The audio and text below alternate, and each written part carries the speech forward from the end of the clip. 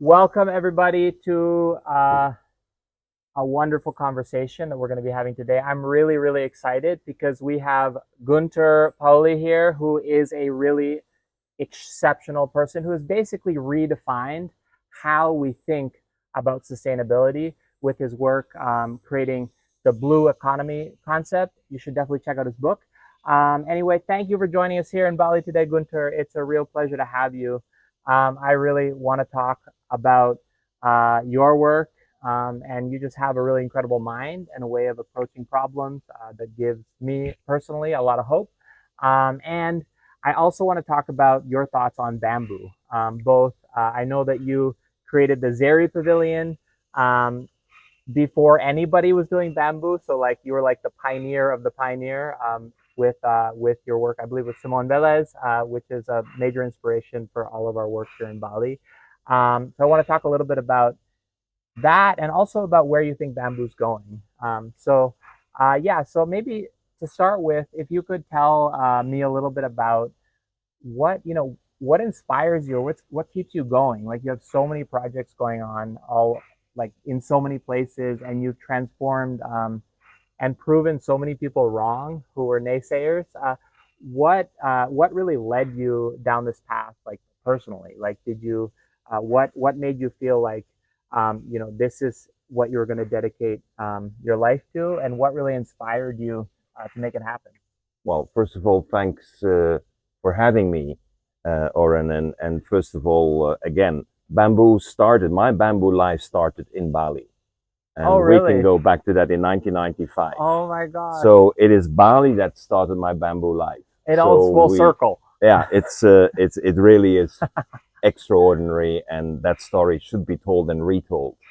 Um, Second, I think we can never understand the person without going back to early life. Mm. And as you framed it so correctly, I'm not there to really prove people wrong. I'm there to prove that it can be so much better that no one could have imagined it.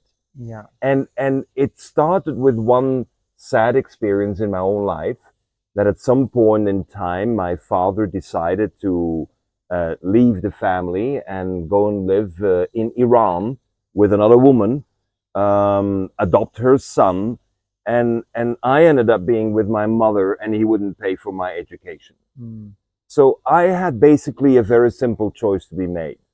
Am I the victim, and I'm going to be sad for the rest of my life and being against my father for what he did?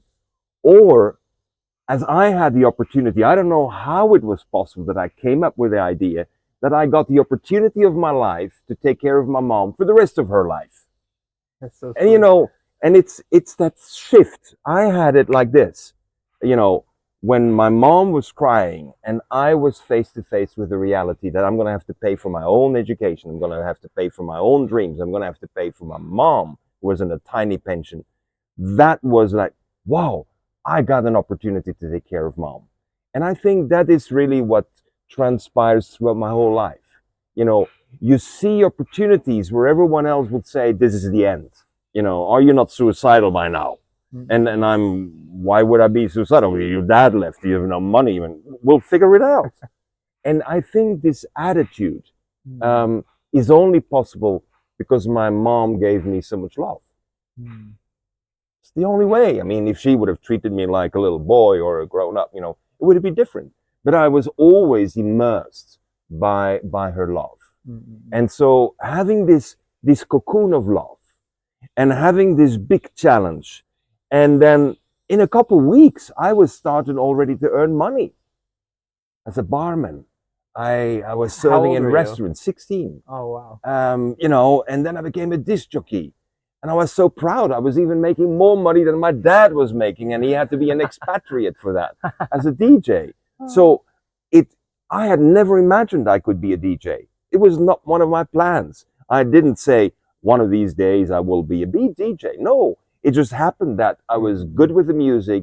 I loved the rhythm and the jives. I was good in dancing, and I thought, well, I can put the music as well. And I got the opportunity to do it. And so that incredible experience to actually my mom passed away 25 years ago. Mm-mm. Um, to be able to take care of mom and to demonstrate that against all odds, you know, you can do better than you thought you could, brought me to this attitude in life that the best I can do in my life is not realize my dreams. The best I can do is go beyond my dreams. That's beautiful. And I mean, I can't help but draw the comparison between, you know, taking care of mom and taking care of mom.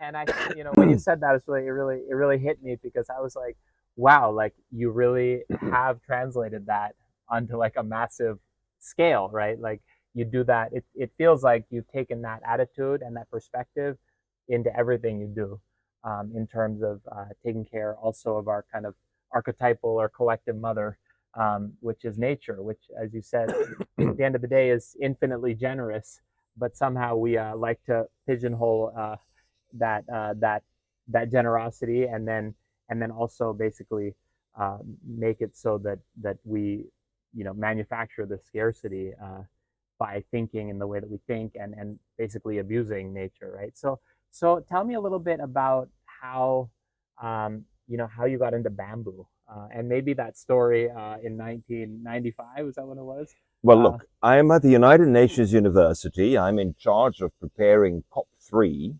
Now it's COP30. And there is this lady who was recommended to me by Fritjof Capra. Fritjof Capra, who wrote the incredible book, The Web of Life, The Tao of Physics. Yeah. And I'd been teaching together with Fritjof in Schumacher College in England, in Devon. Okay, yeah. And he says, there's a lady coming to your office the day after tomorrow, and please make all the time available you can. And so her name is Linda Garland. Yeah, okay. And so 1995, I said, well, you know, Fritjof, it's my birthday. I really do need to go home on time because I lived about an hour and 40 minutes from my office. But I will do what I can. And so the appointment was at 4 o'clock, and she finally comes in, rushing into the office at 6 o'clock. And I'm like, Mrs. Garland, I'm very sorry, but I think I need to go very soon, and I'm living very far. And you know, she did her magic, and I spent the rest of the night with her. Did you go home together? No. We were talking and discussing, not in bed. No. We were talking and discussing, and she opened up this whole flow of good news about bamboo that I had no idea about. And she said, Gunter, I will invite you to come to the World Bamboo Conference, which will be held at my estate.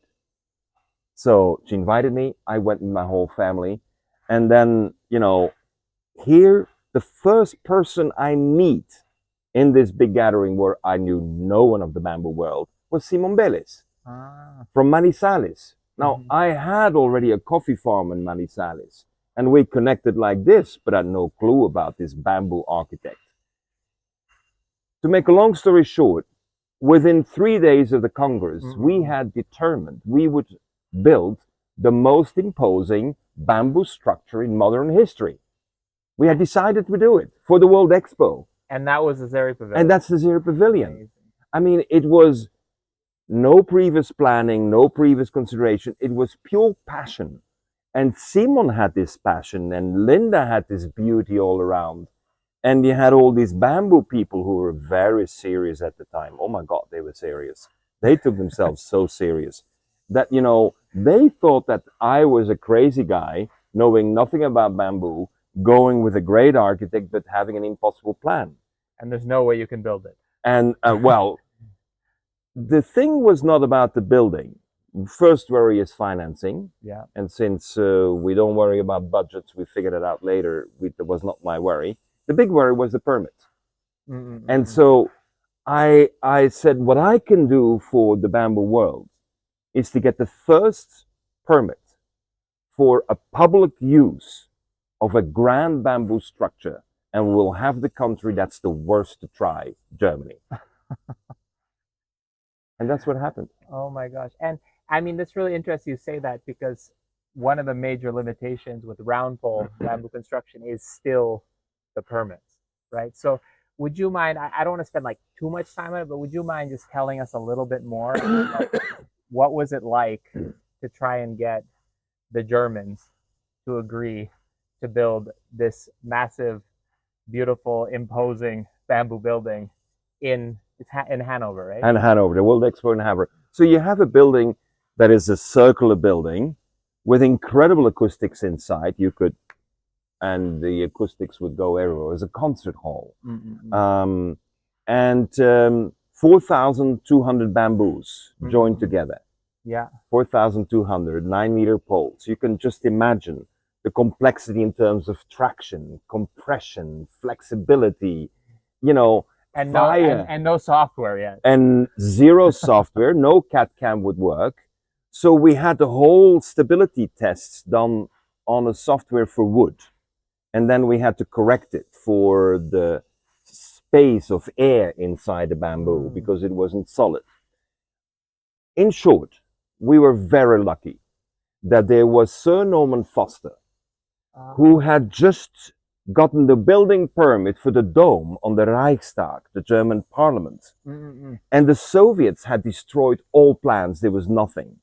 But the Germans were determined to have the building without plans reused as the parliament with a dome on top of it. And no one could calculate stability, compression, tensile, nothing could be calculated.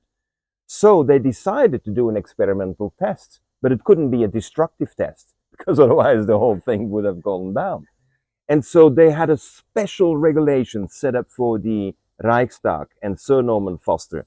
And there was a professor in Bremen who developed this unique software to sense the vibrations. And when the pressure was too high, it would move with 1 centimeter. That was no problem as long as it came back afterwards.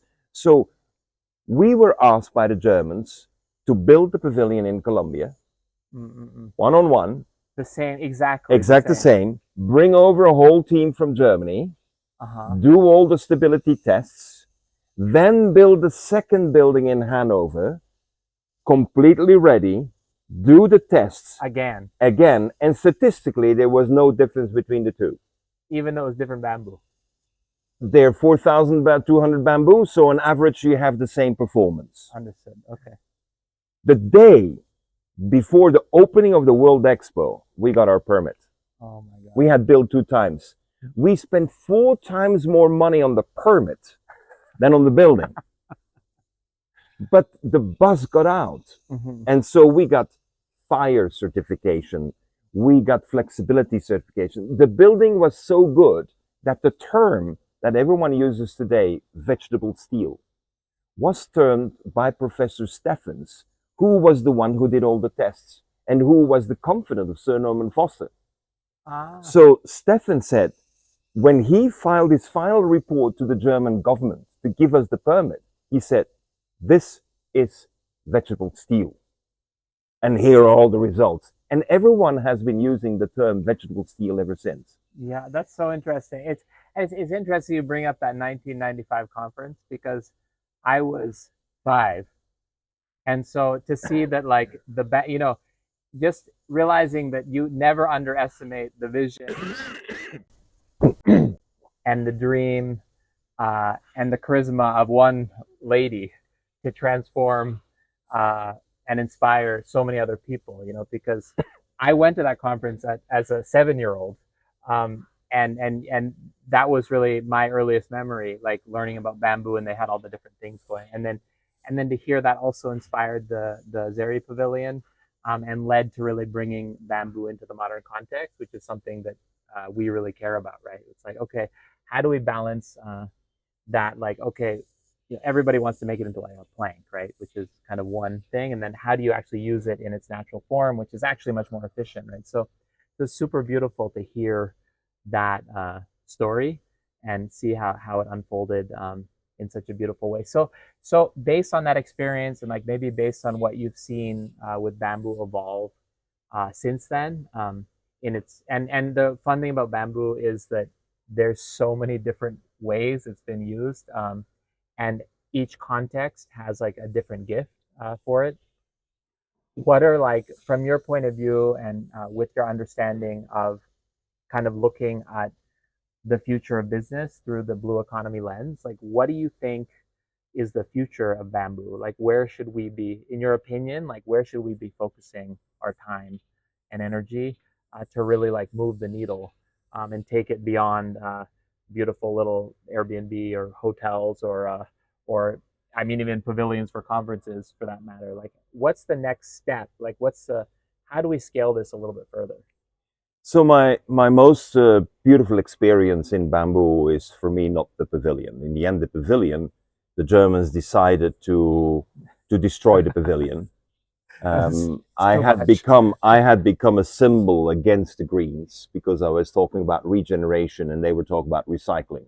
They were talking about thermal recycling of organic materials, and I pronounced myself very openly. And with the visibility I had with the pavilion, I mean, the pavilion became the most popular one of the whole expo. 6.4 million visitors. Wow. So I still meet Germans, and then I tell them about my experience with bamboo. They say, "Oh, I was there." Yeah, 6.4 million Germans came there. Oh it was an amazing feedback we had.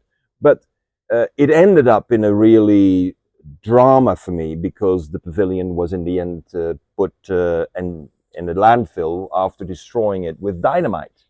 And it was the German reaction of some people who really didn't like the message that was underneath. But my most beautiful experience it was in Ecuador with Hogares de Cristo. Social housing made with bamboo. So we did a 2,000 hectare regeneration of land, depleted land, where we had by then all learned that you can get bamboo back into depleted land and the bamboo will rejuvenate and refill that soil with its rhizomas. We know this. But then if you have 2,000 hectares, you can build 40 prefabricated bamboo houses a day. Now, to me, that's it. Like 3,000 hectares. 2,000 hectares. 2,000 hectares. 40 houses prefab. 40 houses per day. Per day. That is the future. Unfortunately, we don't know why President Rafael Correa, he stopped us from doing it. Probably because we're putting a too big of a dent into the commissions for cement. I don't know. But we were so successful. The houses were costing $1,000 per house. Per house. Simple. People could come with a small light truck and just bring the piece of the house, and they would put it together themselves. We had loan systems set up through the church. We had the loan system set up. So the people came with $50, and with $950 that they would pay back over 5 years, they would not only pay back the $950, but they would have saved money to build the bigger bamboo house. And in that way, they would not only have the functionality of a house coming out of a bidonville, a shanty house, and getting out of extreme poverty into light poverty, if we can call it that way. And that project to me was the summum of what I've been able to do. We have a total, we operated for 3.5 years till Rafael Correa came, and we do not know why, we were never explained. The military came in and shut down our operation.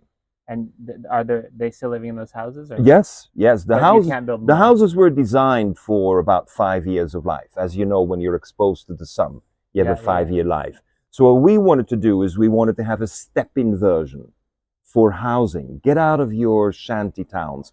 Get into something that is safe. Because number one priority in a shanty town is safety. You want to be safe. You want to protect your girls. You want to have your boys at home. You want to be able to close the door. And these houses, which were on stilts, all had the opportunity, and the entrance was from the bottom. You enter from the bottom. So once people were on the floor and closed up, everything was closed. To me, that was a project about soil regeneration. That was a project about water production, because the water, the drinking water, came from the bamboo fields, because we know bamboo gives you drinking water. We know bamboo regenerates the soil. We know it gave the social housing. But most importantly, I remember one of the first things that Linda had told me is that there's 1 billion people living in a bamboo house, and they all think it's symbol of their poverty. Yeah, I was just going to ask you, like, because you're taking them from a shanty town to like it's basically like a stepping stone, right? That where it's a little bit better, but it's still. So, how did they respond to that sense of, is it, being a material? Because one of the big criticisms of bamboo is, oh, it's not permanent, or it's not strong, it's not durable. Everybody says it's strong actually, but they say that it's not durable, like it's not strong in the long term.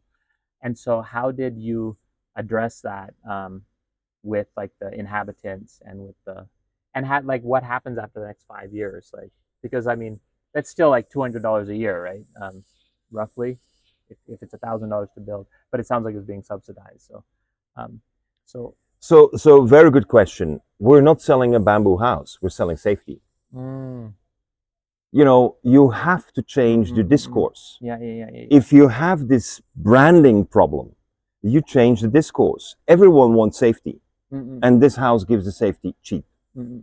And that was the way we got it. And 5 years is a good period of time in any economic cycle. And 5 years. Cycle. And then we had designed with Simón Vélez the $25,000 home, a 2-story house, earthquake resistant.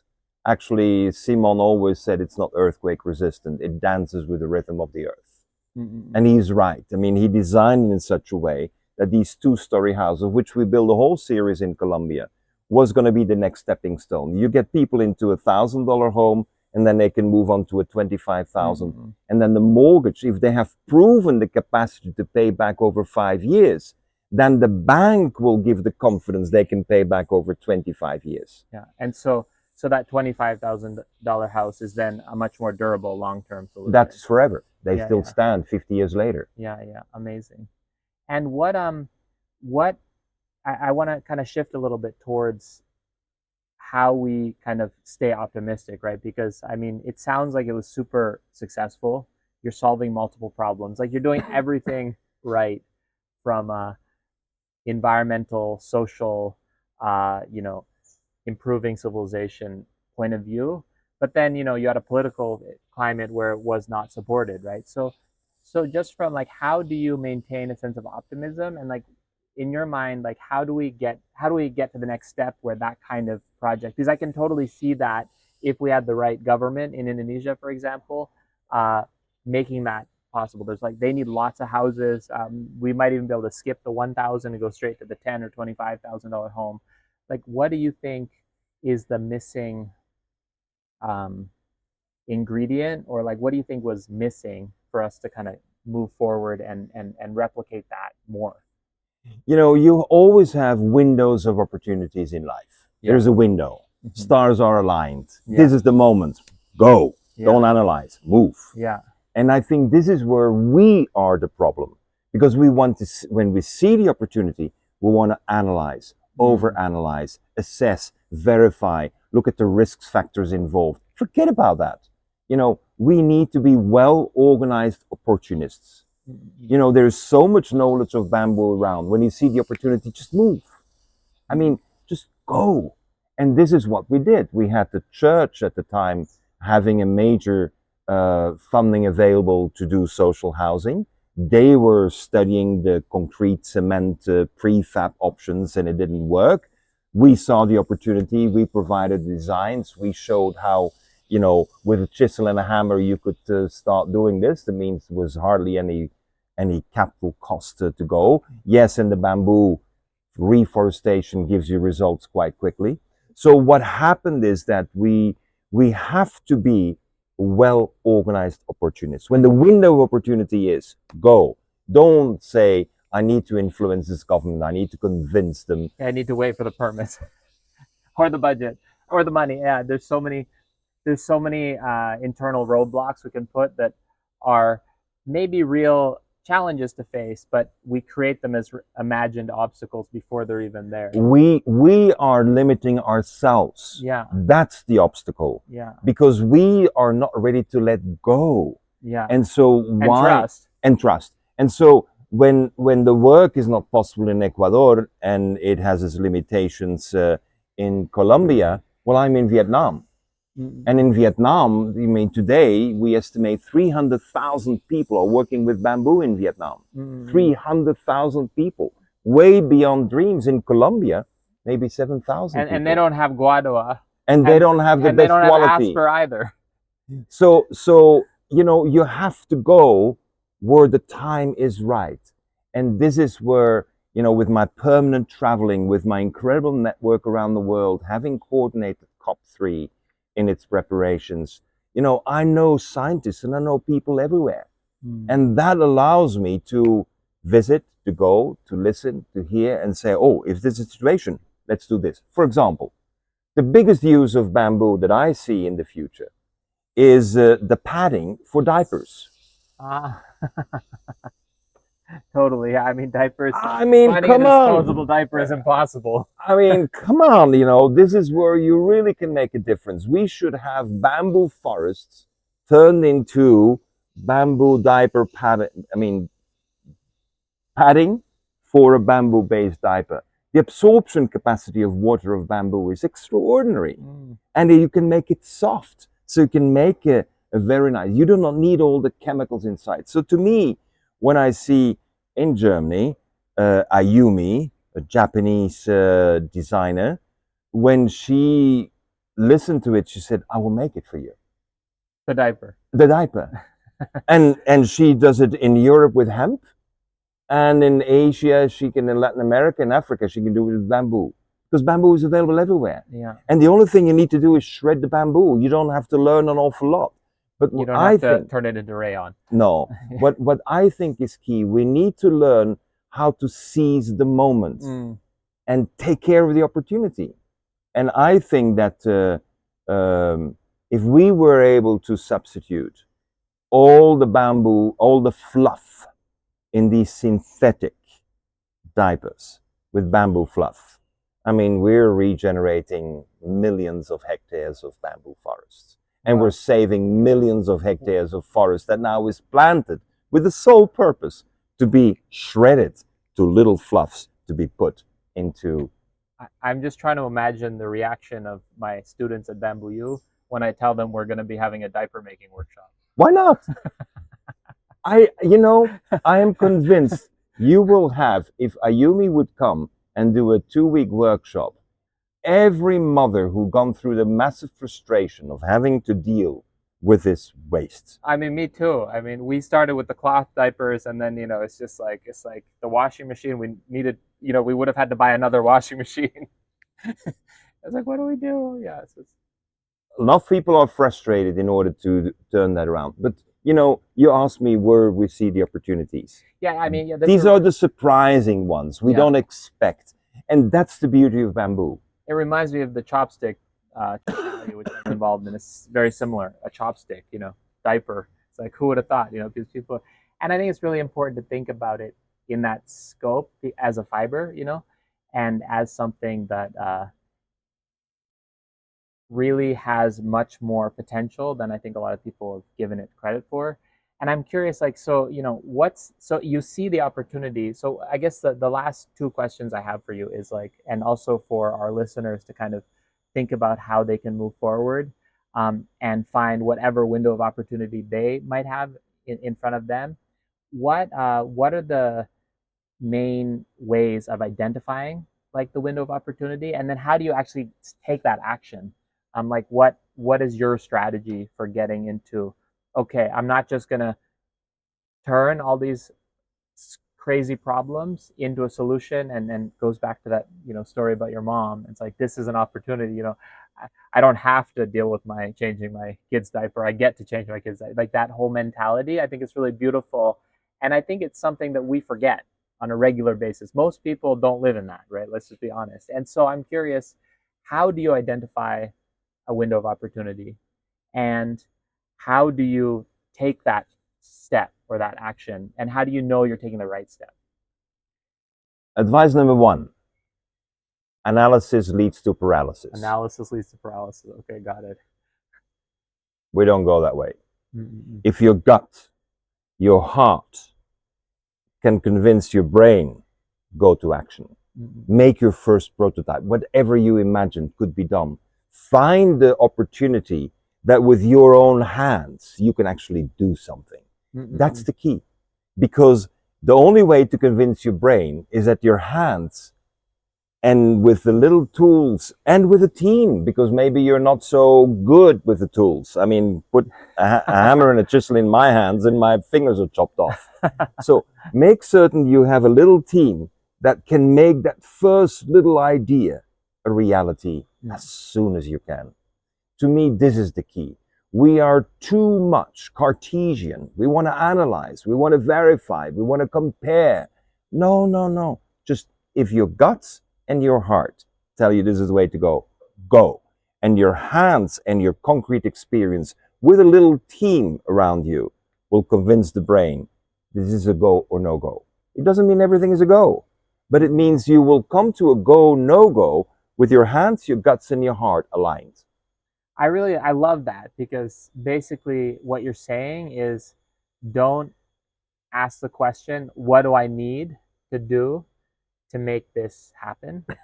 You ask yourself, what do I already have that I can do Now. to make this Now. happen? The word is now, Orin. But that's so beautiful, because I just see it all the time. People are like, well, you know, I need to get this degree first. They're like, oh, well, someday my dream, so someday my dream is to do this thing, but I need, you know, to get these multiple things, right? So they really, it takes you out of the powerful moment of that window of opportunity. But this is where you with Bamboo U is critical. You create an environment where actually people have a lot of tools, but also a lot of guts and hearts around. And this is what you need, because when you make a step forward in the unknown, you're innovating. I mean, you're innovating, you're doing something that you haven't done, but others haven't done yet. So when you take that step into the void, then you need to be aligned with your friends, and you need to use what you have. And that's blue economy. So blue economy core principle has always been, you use what you have. Generate value. You know, respond to immediate needs. I mean, I spend a lot of time in Guayaquil and in Quito in Ecuador. And when you see people living in shanty towns, you know there is no patience.